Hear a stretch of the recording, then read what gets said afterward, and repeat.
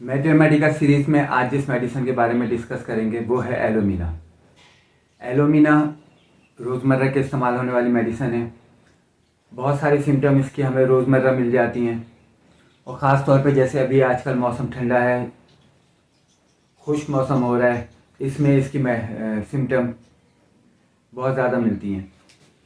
एलोमीना की अगर हम मेन सिम्टम की बात करें वैसे तो बहुत सारी सिम्टम्स हैं, लेकिन जिस सिम्टम से हम डिस्कस शुरू करेंगे और उसी हवाले से बहुत सारी चीज़ें कवर होती हैं इसमें, वो है इसकी पहली सिम्टम बलगमी झिल्लियों और जिल्द की खुश्की। म्यूकस मेम्ब्रेन में ड्राइनेस हो जाती है और जिल्द के अंदर खुश्की आ जाती है। म्यूकस मेम्ब्रेन हम बहुत अच्छी तरह से जानते हैं कि हमारे जिस्म को अंदर तर रखने के लिए, हमारी बॉडी को मॉइस्चराइज रखने के लिए म्यूकस मेम्ब्रेन की जो सिक्रीशन होती है वो बहुत अहम किरदार अदा करती है। ना सिर्फ इसमें, उसके अलावा हमारी बॉडी के जो फंक्शन है उसमें भी बहुत ज़्यादा अहम किरदार अदा करती है। इसी हवाले से अगर हम बात करें तो जिस्मानी अफ़ाल जो है वो सुस्त हो जाते हैं। म्यूकस मेम्ब्रेन और स्किन की ड्राइनेस, खुश्की जब ज़्यादा ओवर हो जाती है, एक नॉर्मल कंडीशन तक तो सही है, लेकिन जब ज़्यादा होती है तो दूसरे मसले मसाइल भी इंसान में पैदा होने शुरू हो जाते हैं। इस हवाले से मज़ीद तीसरी अगर सिम्टम की बात करें वो है कब्ज़ की कंडीशन। कब्ज़ की सिम्टम बहुत सारी मेडिसिन में, दूसरी दवाओं में भी, होम्योपैथिक की मेडिसिन में मौजूद है, जिसमें कॉन्स्टिपेशन हो जाता है। लेकिन एलोमीना की कॉन्स्टिपेशन में और दूसरे कॉन्स्टिपेशन में क्या फ़र्क है, हम बहुत अच्छी तरह से जानते हैं। जैसे ब्राइनिया में बहुत जो है स्मॉल क्वांटिटी में जो है वो डार्क ब्लैक किस्म का जो है वो स्टूल पास आउट हो रहा होता है।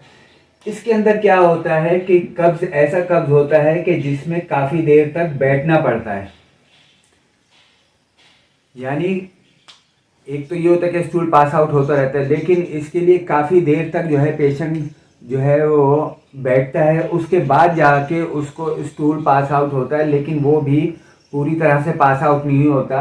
और जैसा कि हमने शुरू में डिस्कस किया कि म्यूकस मेम्ब्रेन की ड्राइनेस और जिस्मानी अफ़ाल में सुस्ती, यानी इंटेस्टाइन की जो मूवमेंट होती है, एक होती है उसके अंदर ड्राइनेस, एक होती है उसकी मूवमेंट।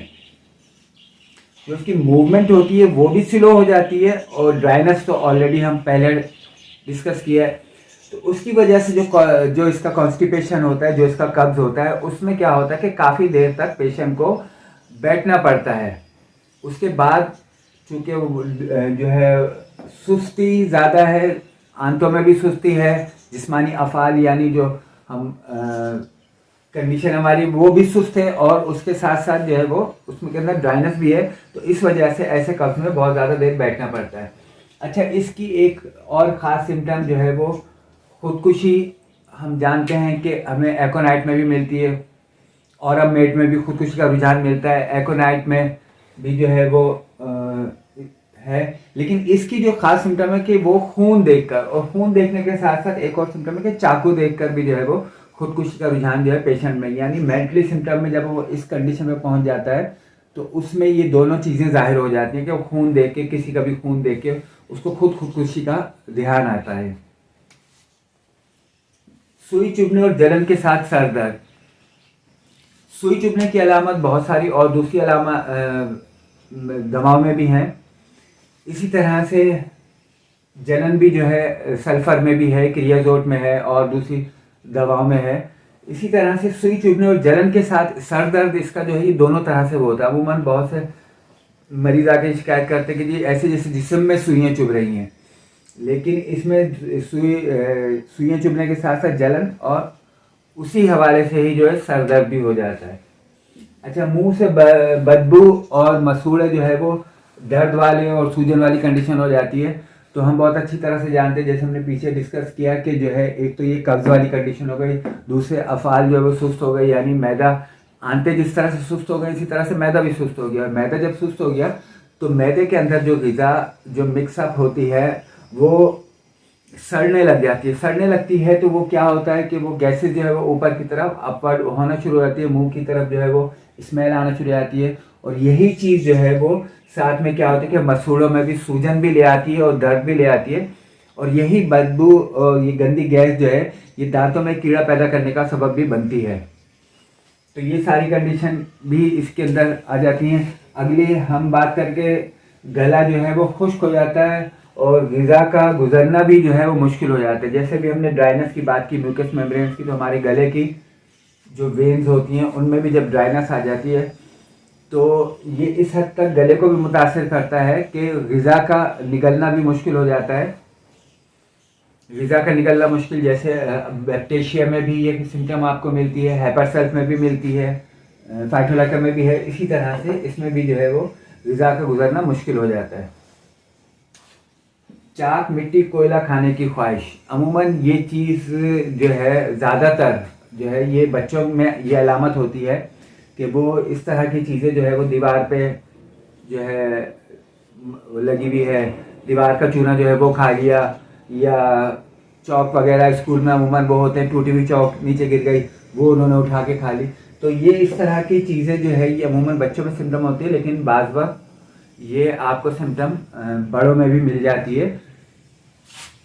अच्छा, इसी तरह से यूरिन के लिए जो है वो बहुत जोर लगाना पड़ता है। जिस तरह से हमने शुरू में हमने इसकी सिम्टम की बात की कि जिस्मानी अफ़ाल में जो है वो सुस्ती आ जाती है, तो इसी तरह से यूरिन के लिए जिस तरह यहाँ हमने पीछे डिस्कस किया है, कब्ज़ को डिस्कस किया है कि कब्ज़ में ये कंडीशन होती है कि काफ़ी देर तक उसको बैठना पड़ता है, फिर उसके बाद जाके वो जो है स्टूल जो है वो पास आउट होता है। सेम यही कंडीशन जो है वो यूरिन के लिए भी होती है कि वो काफ़ी देर तक पेशेंट को बैठना पड़ता है और उसके बाद यूरिन जो है पास आउट होता है, लेकिन उसके लिए भी उसको काफ़ी ज़ोर लगाना पड़ता है।